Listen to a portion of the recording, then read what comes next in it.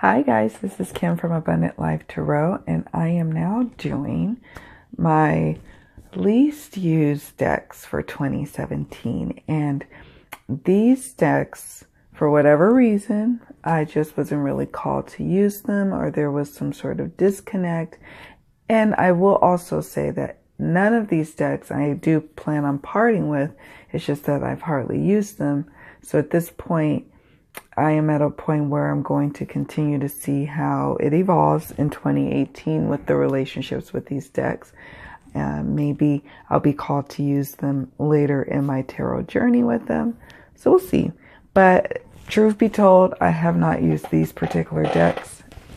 Get comfy. So I thought it'd be kind of fun to take a look at the decks that I have not been using. So let's go.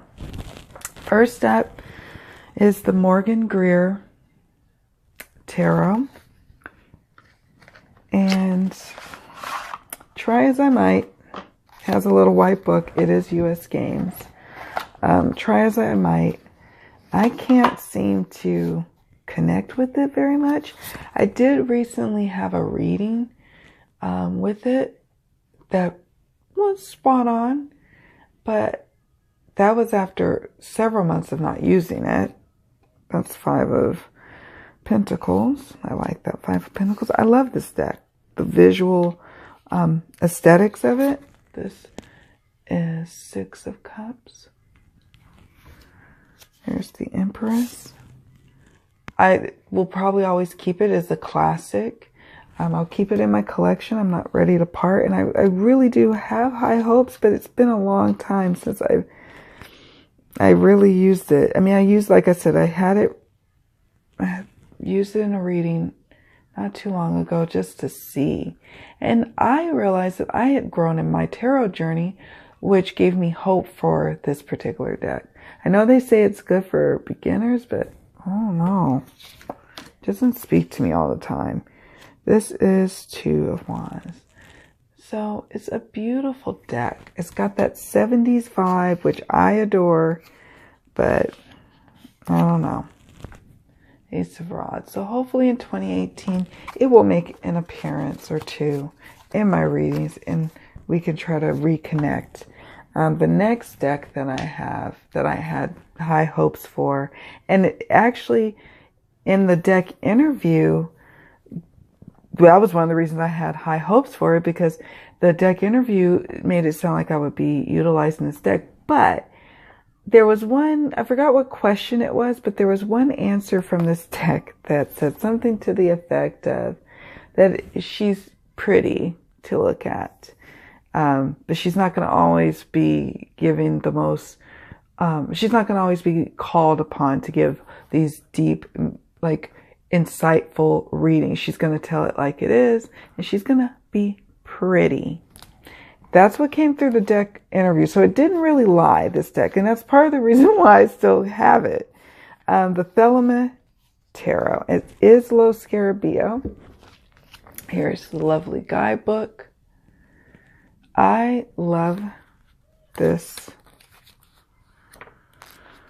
The guidebook. It does come in multiple languages, but it's got glossy pages, and it's a really nice little guidebook. I don't know. It does read fairly easy. Oh, I forgot to show you the Greer's backs, by the way. And everybody's seen the Greer. It's like not this. It's mass produced, but I just want to make sure I give it its due justice. And here's the backs of the Thelema. Here's the star. It is a beautiful deck, which is one of the reasons why I'm not inclined to get rid of it. Nine of Cups. But sometimes my querents need something a little grittier, so to speak. Six of Swords, to get the message across. I do like the Six of Swords. Let me tell you why.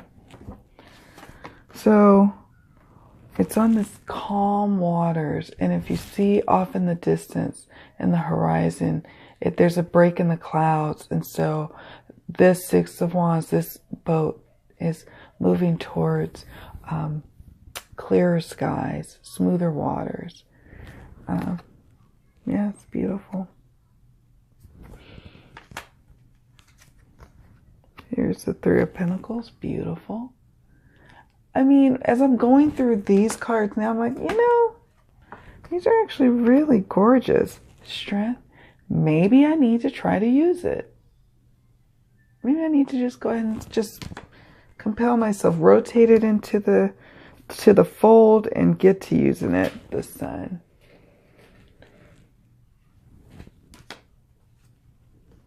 And I do like the Sun card.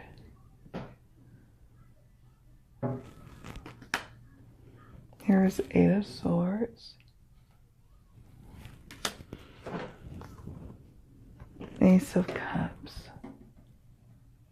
So yeah, I have not used this deck all that often. I, from time to time, will use it in love readings. And it, like I said, it gives it to you like it is. But she's got to go back to being pretty again. So, I don't know. Priorities, right? So that's the Thelema Tarot. And the creator is Renata Lechner. But not yet ready to get rid of it. So there you go. And then next up we have the Wheel of the Year. Again, I always have high hopes, you know, for these decks. Who doesn't? You're like, oh, I'm going to go buy a deck and I'm not going to have high hopes. I'm just going to be like, oh, it's going to suck and I'm going to be surprised. No. Every deck purchase that I go into it wholeheartedly just feeling like, yeah, this is going to work. And I have a feeling that some of these decks will be working next year. It's just where I'm at. Here is the Wheel of the Year.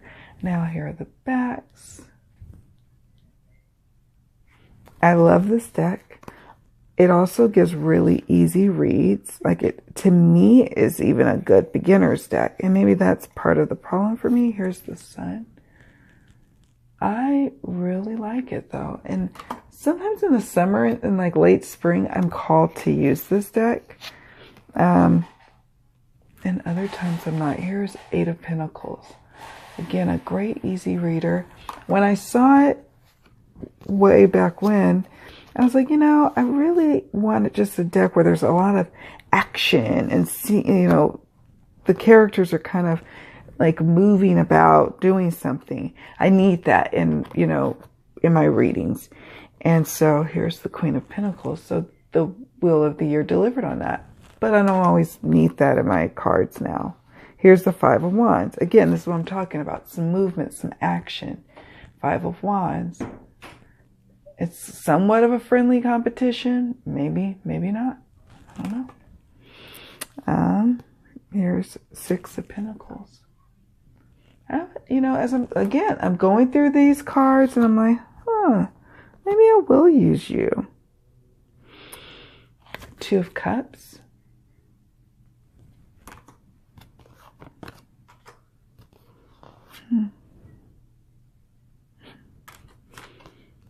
All right, Three of Pentacles.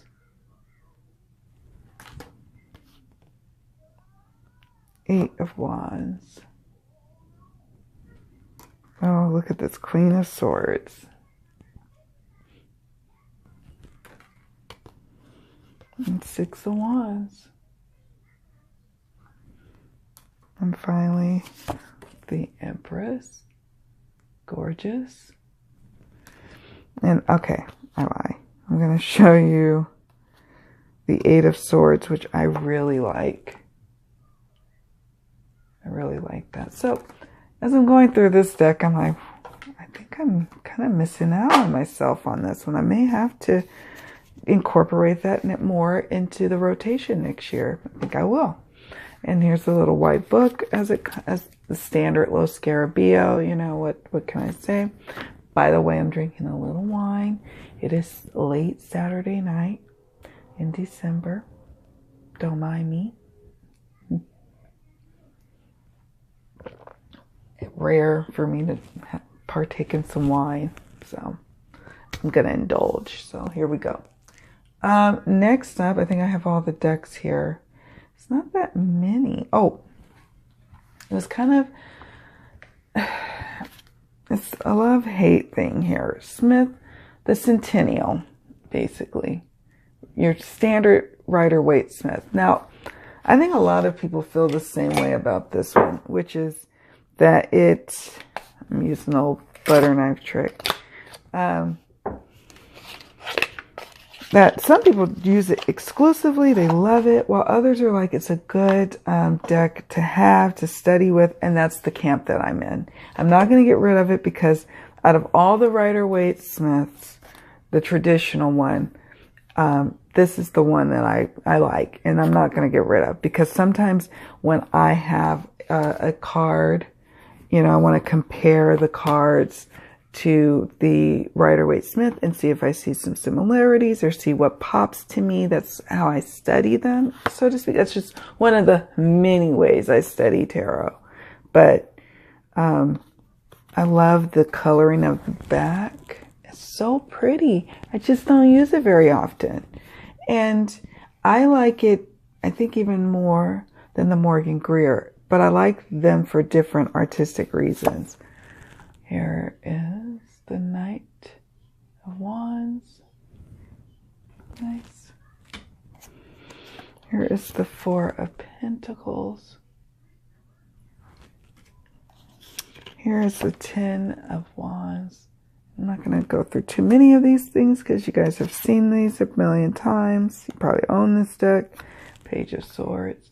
I ended up not getting the full-on, the big kit, I guess, that comes with it, because I was like, I don't really need the kit. I just need the deck, and I'm glad I did that too, because I really just needed the deck. I don't use it.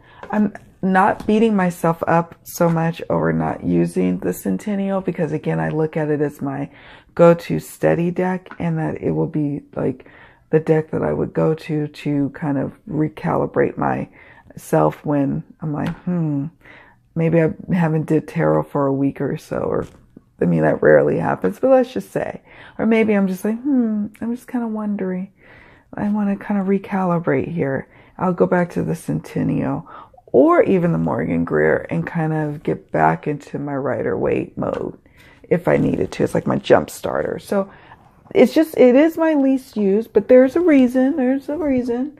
I just love my other decks so much. And here we just have a couple more here that I do plan on trying to incorporate more of next year in 2018. This would be, and I didn't bring the guidebook down, but it's a Llewellyn. This is the Modern Spellcasters. It's Llewellyn.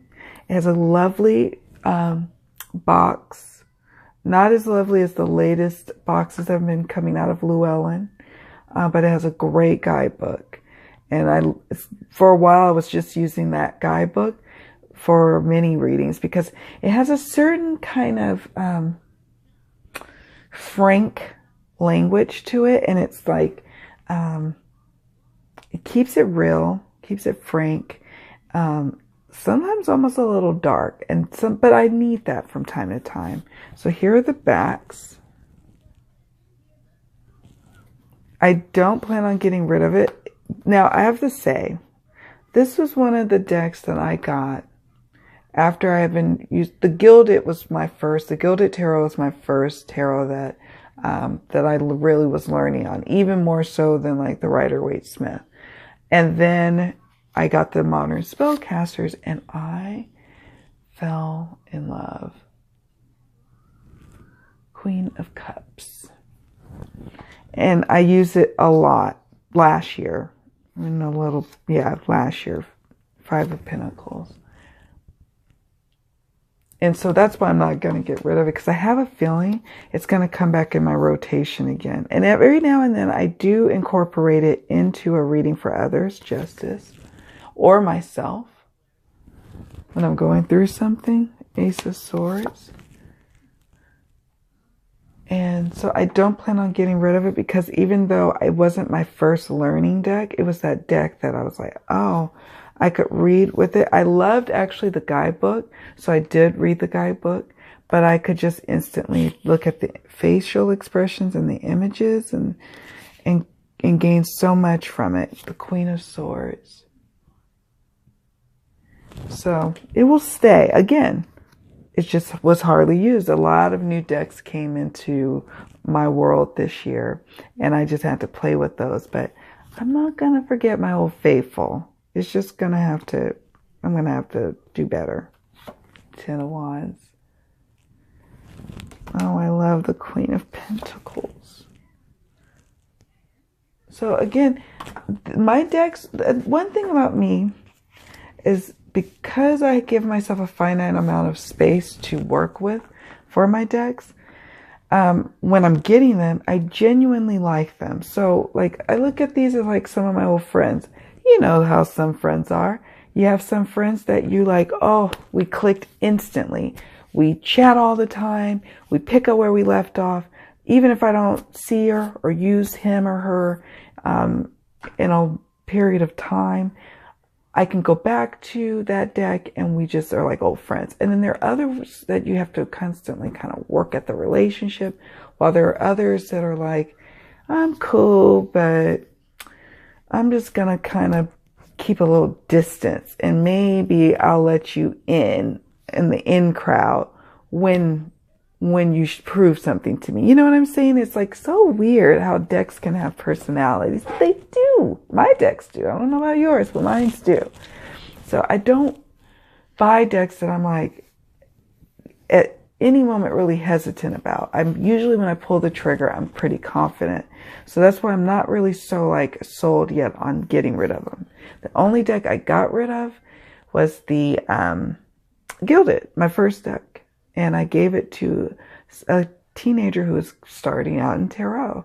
And I felt like it was time. But in every other deck I've kept and intend on keeping.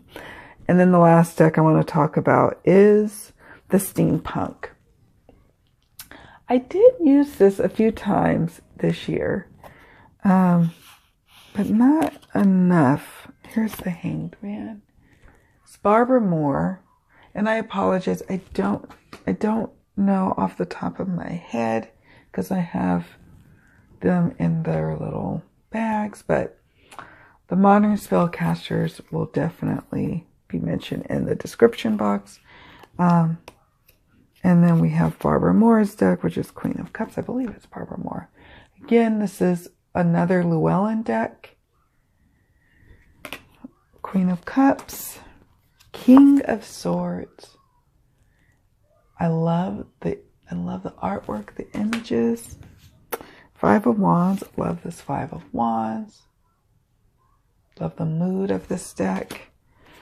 Sometimes I can use it and sometimes I can't. It's one of those in-crowd kind of decks. Three of Wands. Sometimes I'm in the in-crowd and sometimes I'm not. And sometimes I don't feel like trying to be. I've always been like that. I don't really care about being in the in crowd. I just want to do me. Page of Pentacles. So this deck and I will see how it progresses in 2018. I have a feeling I'm keeping it, but I don't know. We'll see how it works out. Justice. It's a gorgeous deck though. I'm not going to lie. And it has a gorgeous guidebook, because it's in the Llewellyn box and big, thick, tall guidebook. 200 plus page, I believe. Two of Swords. Love that Two of Swords.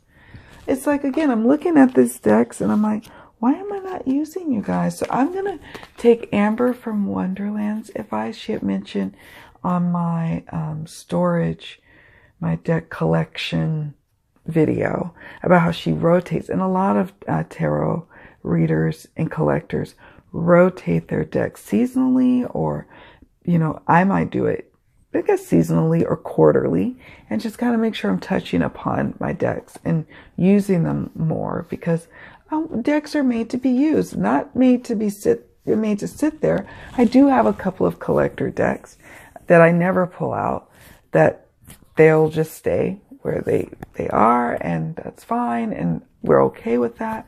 But these are my decks that I got with the intention of working with them, with playing with them, and using them in readings. So I need to find ways to incorporate them into my readings. But I think we covered all of the decks that I hardly used in 2017 that I do hope to use more of in 2018.